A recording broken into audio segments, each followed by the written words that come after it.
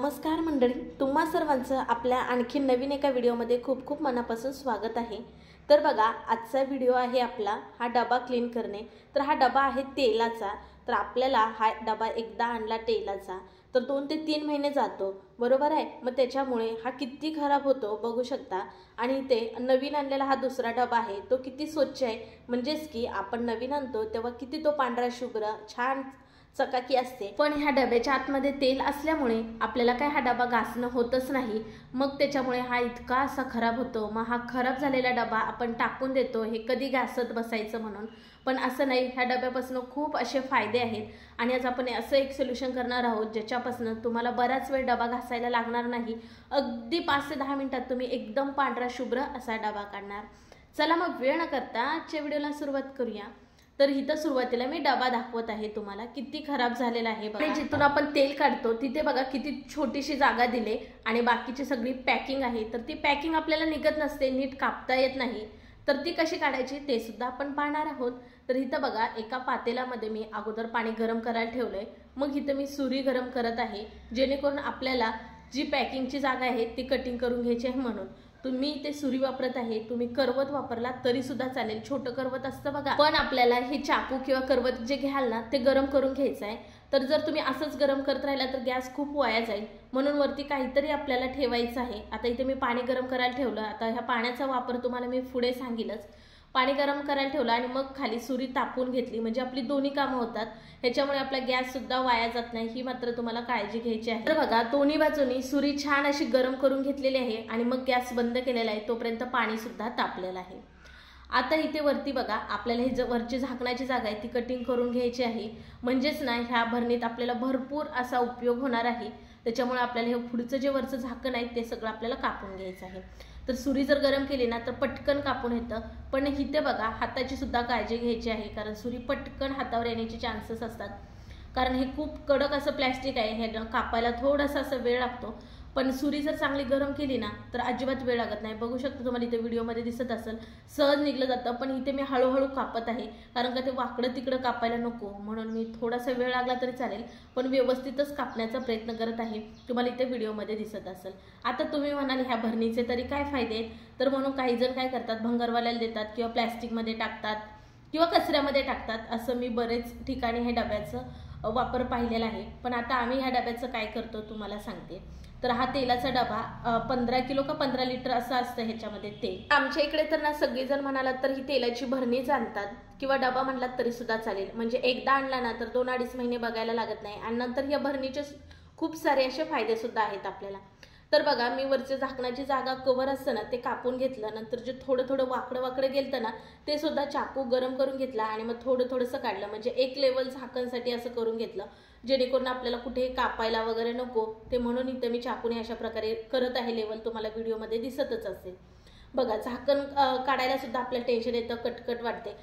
जर तुम्ही असंच सुरीने काढायला गेलात किती धार असेल तर ते निघणार नाही, त्याच्यामुळे सुरी गरम करून जर तुम्ही काढायला गेलात तर ते सहज निघलं जाईल। आता आपली भरणी तर एवढी तेलकट आहे, तर तिचं चिकटपणा तेलकटपणा घालवण्यासाठी नेमकं आपण कसलं सोल्युशन करणार आहोत ते पाहूयात। तर इथं बघा 1.5 चमचा इतका मी बेकिंग सोडा घातलाय, अर्धा चम्मच इतकं मीठ आणि 1 लिंबूचा रस घातलेला आहे। बस, बाकी काहीच नको हवंय आपल्याला। हे सगळे जिन्नस तर आपल्या घरामध्ये असतातच। बेकिंग सोडा म्हणजे आपण जे भज्यामध्ये सोडा घालतो का नाही तो सोडा 1.5 चम्मच घेतलाय, म्हणजे भरपूर घेतलेला आहे, कारण भरणी सुद्धा आपली मोठी आहे ना, त्याच्यामुळे भरपूर इथे सोल्युशन मी केलंय। अर्धा चम्मच मीठ आणि 1 लिंबाचा रस घालून छान असे मिक्स केलेलं आहे। बघा इथं आपलं सोल्युशन तयार झालं।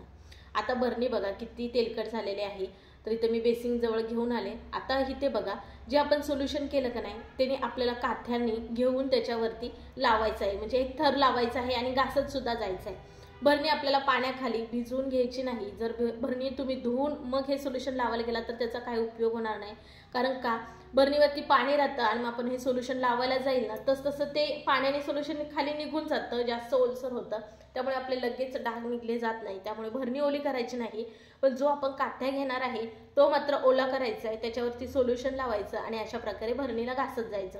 घासत म्हणजे जोर वगैरे काहीच द्यायचा नाही, अगदी अलगद हाताने आपल्याला घासायचं आहे। तर आता जिथं जिथं मी घासलं तिथं तुम्ही बघू शकता पांढरी शुभ्र अशी भरणी झालेली आहे। तेलकट चिकटपणा जातो, डाग असलेले निघून जातात। बघा तुम्हाला व्हिडिओमध्ये इथं दिसतच असेल किती पांढरी व्हायला लागले। आता समोर जिथं झाकण आहे तिथे सुद्धा बघा काथ्याने मी अशा प्रकारे केलेलं सोल्युशन लावायचं आहे आणि आपल्याला घासत जायचं आहे। ही तर तुम्हाला वाटलं तर एखादा खराब ब्रश असेल तर तो वापरला तरी सुद्धा चालेल ह्या खाचातली घाण निघण्यासाठी, पण इथं मी बोटाच्या मदतीने असं करत आहे ना, तर ते सहज निघलं जातं, मला काही ब्रशची गरज वाटत नाही। आता ह्या भरणीचे तुम्हाला फायदे सांगते। तर भरणीचे फायदे म्हणाला तर ही भरणी क्लीन केल्यानंतर आपण ह्याच्यामध्ये पापड भरू शकतो। हे पापडांना नरम होत नाहीत किंवा सादळत नाहीत, हाय असे कडक कुरकुरीत असे राहतात। त्याच्यामुळे वर्षभरासाठी तुम्ही ह्याच्यामध्ये पापड भरून ठेवू शकता।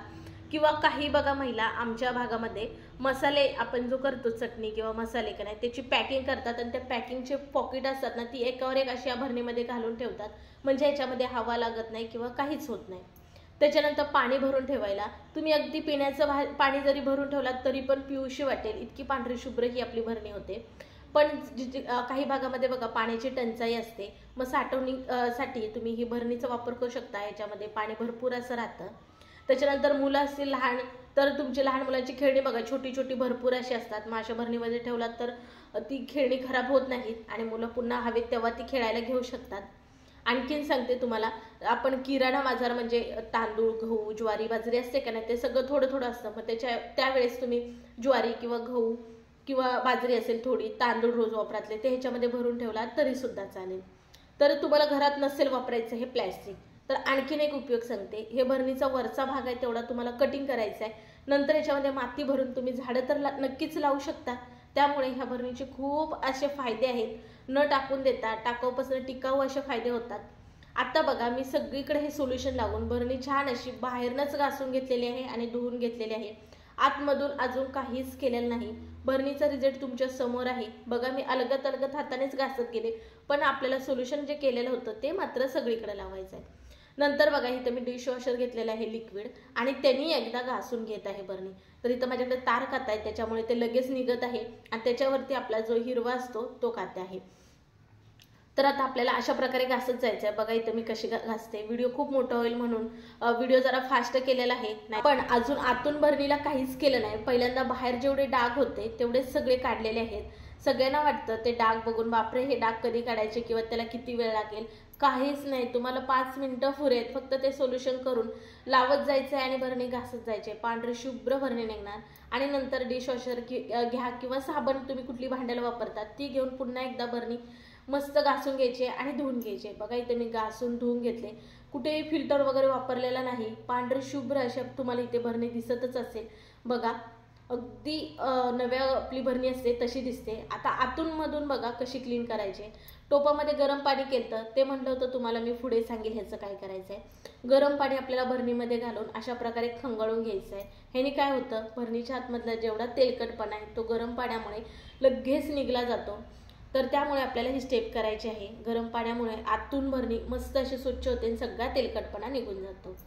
आता गरम पाणी सगळीकडनं भरणीला लावून घेतलं नंतर आपल्याला ह्याच्यामध्ये डिशवॉशर किंवा ते लिक्विड घालायचं आहे आणि पुन्हा असं मिक्स करत राहायचं आहे। अशी गदा भरणी आपल्याला हलवायची आहे, म्हणजे हे सगळीकडे मिक्स होईल, तेलकटपणा खूप असतो भरणीमध्ये ते निघून जाईल।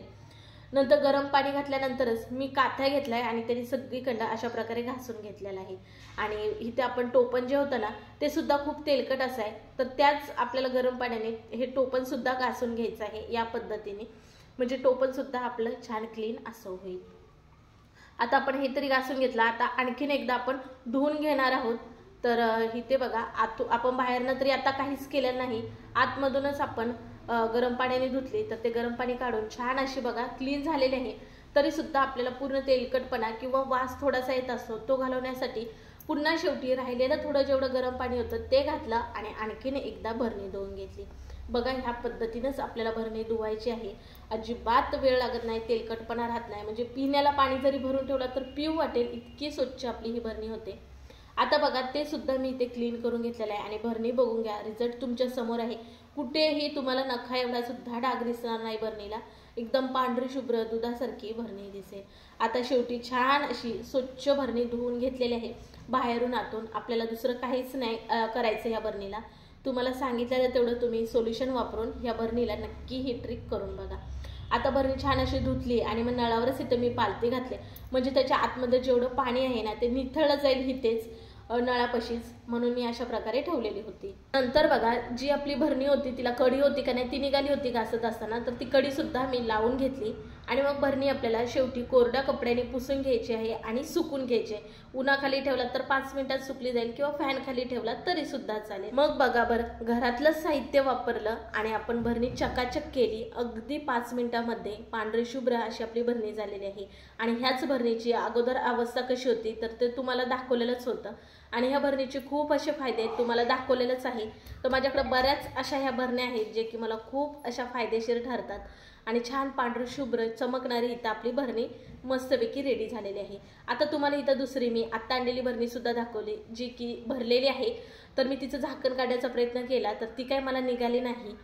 तर बघा ही कशी नव्यासारखी नवीन आहे पांढरी शुभ्र, तशीच आपली ही जुनी भरणी सुद्धा अगदी पांढरी शुभ्र नव्यासारखी झालेली आहे।